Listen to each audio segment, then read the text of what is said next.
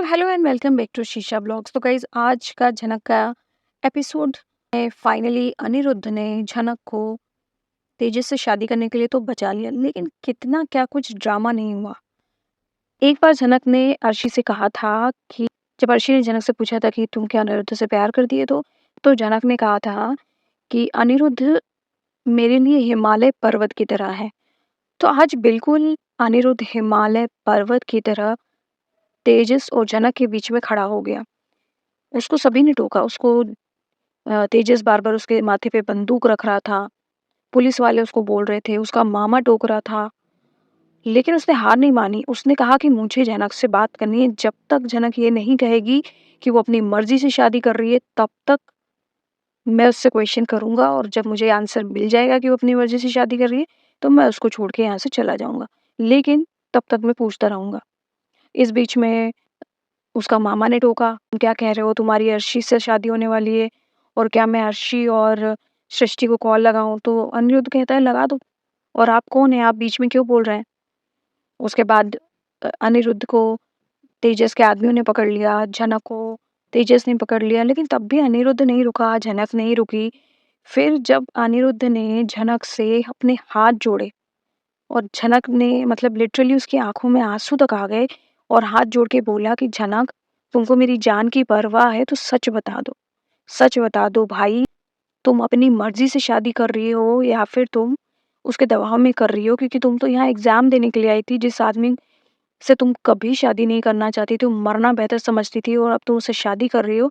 ये मैं नहीं मान सकता, लेकिन मैं तुम्हारे मुँह से सुनना चाहता हूँ। तब अनिरुद्ध कहता है, हाँ या ना बोलो झनक। तब झनक चिल्लाती है और कहती है कि नहीं, नहीं, नहीं करके बोलती है वो। फिर तेजस को लगता है नहीं क्या?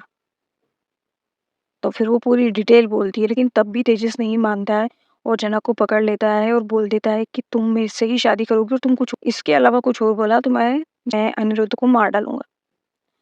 खैर पुलिस वाले वहाँ खड़े हुए हैं, इनफैक्ट कमिश्नर भी उससे मिला हुआ है, लेकिन जो दूसरा पुलिस वाला है, जो जनक को रेलवे स्टेशन जाने वाला था सपोज़ टू बी, वो बोलता है कि नहीं आप ये नहीं कर सकते हो।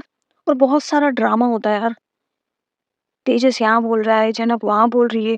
अनिरुद्ध अपनी तरफ से पूरी, पूरी, पूरी कोशिश कर रहा है कि किसी भी हालत में, जिससे होता है ना एक चीज़ कि यार किसी भी हालत में उसको छोड़ने से पहले पूरा आप पूरी इंक्वायरी कर लो, पूरा सैटिस्फैक्शन कर लो। उसने पूरा दम लगा दिया, अनिरुद्ध ने अपनी पूरी जान लगा दी, पूरी जान पे खेल के आ गया। घरवालों को झूठ बोल दिया, अपनी आशीर्वाद सेरेमनी रोक दी उस बंदे ने और गुंडों के बीच में आ गया, पुलिस वालों के साथ आ गया। राहुल ने मना कर दिया तो भी आया और उसने झनक से ना बुलवाई कि हाँ, ये मेरे को ज़बरदस्ती उसने मुझे किडनैप करके शादी के लिए फ़ोर्स किया बिकॉज़ ऑफ कि वो आपके पीछे एक बंदा लगा दिया था उसने और वो अनिरुद्ध को मारना चाहता था इसलिए। खैर, वीडियो रिकॉर्डिंग हो गई और पुलिस ने भी रिकॉर्डिंग कर ली है, लेकिन जनक का मामा ना भगवान कसम क्या मामा और मौसी और क्या नानी दिए हैं जनक को। तब पुलिस वाले को बोलता है आप क्यों बीच में बोल रहे हो? उसका मामा। तो पुलिस वाला बोलता है देखिए सर, ये पारिवारिक मामला तो अब बिल्कुल भी नहीं रहा है। ये अब पब्लिक में हुआ है और ये पब्लिक का मामला ही हो गया है और मैं इसके ऊपर एक्शन ज़रूर लूँगा। वहीं कमिश्नर कहीं न कहीं तेजस से मिला हुआ है, लेकिन फिर भी वो तेजस को चुप करा रहा होता है कि तेजस बस अब यहीं रुक जाओ, क्योंकि तुम्हारे इलेक्शन आ रहे हैं और अगर ये बात मीडिया में गई तो तुम्हारा नुकसान होगा। और वो इसीलिए इतनी रुका हुआ है, नहीं तो वो पता नहीं क्या कर डालता। साथ ही साथ अनिरुद्ध ने भी उसको धमकी दे दी कि अगर तुमने और कोई ऐसी गलती करी, क्योंकि जनक को यहाँ पे एग्ज़ाम देनी है और अगर कुछ गलत हुआ जनक के साथ, तो मैं पूरे मीडिया में तुम्हारा फ़ोटो, वीडियो सब जारी कर दूँगा। तुम पॉलिटिशियन बनना चाहते हो ना? सारी दुनिया की मीडिया तुम्हारे पीछे पड़ने वाली है। तुम बर्बाद हो जाओगे। और कमिश्नर भी उसको रोक देता है और जैसे ही झनक अनिरुद्ध को कहती है कि वो उसकी मर्ज़ी से शादी नहीं कर रही है, तब अनिरुद्ध आता है, झनक का हाथ पकड़ता है, झनक को पीछे करता है और पहाड़ की तरह तेजस के सामने खड़ा हो जाता है।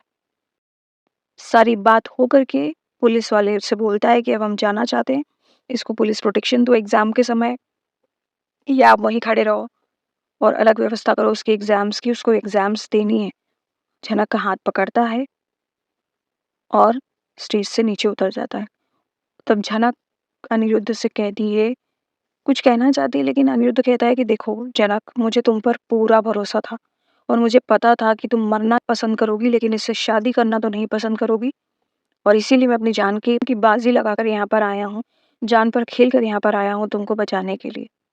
अब होता क्या है, अनिरुद्ध के घर वाले अलग खुशियाँ मना रहे हैं कि चलो बला टली। वहीं अर्शी और सृष्टि बैठ के सेलिब्रेट कर रहे हैं। अर्शी के पापा बिल्कुल इस बात को एग्री नहीं कर रहे हैं, लेकिन अर्शी और सृष्टि का तो सेलिब्रेशन मूड चल रहा है। उतने में ही अर्शी के मामा का कॉल आ जाता है और मामा उसको सारी बातें बताता है और साथ ही साथ ये भी बोल देता है, अर्शी और सृष्टि तुम दोनों as soon as possible Srinagar आ जाओ। और सृष्टि बोलती है क्यों? तो वो पूरी डिटेल बताने के बाद वो ये डिसाइड करते हैं कि श्रीनगर में अनिरुद्ध और अर्शी की शादी करेंगे, जितना जल्दी हो सके उतना। उसी मंदिर में करेंगे जहाँ पर झनक और अनिरुद्ध की शादी हुई थी। लेकिन सृष्टि का कहना है कि ये शादी असली होगी। वहीं दूसरी तरफ अनिरुद्ध जनक से बात करता है और जनक से कहता है कि जनक, तुम इतनी कमज़ोर कैसे हो सकती हो? तुम इस बात से डर कैसे गई? तब जनक कहती है कि सर जी, उसने आपको मारने की धमकी दी थी और मैं ऐसा कैसे कर सकती थी कि मैं आपको मरने देती। खैर वो लोग एग्ज़ाम्स की बात करते हैं, लेकिन अब अनिरुद्ध के सामने एक और ऑब्स्टिकल आने वाला है और वो है कि उसके मामा अर्शी से उसकी शादी करवाएँगे ज़बरदस्ती। अब देखते हैं कि क्या होता है। क्या जनक शादी रोकेगी? क्या अर्शी और सृष्टि ज़बरदस्ती शादी करवाएँगे? क्या अनिरुद्ध खुद ही शादी के लिए मना कर देगा? Oh my God! It's a big questions. और थोड़ा सस्पेंस बने रहने देते हैं कहानी में, मज़ा आएगा। आपको ये वीडियो कैसा लगा प्लीज़ कमेंट सेक्शन में बताना। वीडियो अच्छा लगा हो तो लाइक कर देना, चैनल को सब्सक्राइब करना मत भूलना दोस्तों, एंड वीडियो शेयर भी कर देना और कमेंट भी करना दोस्तों। Thank you for watching.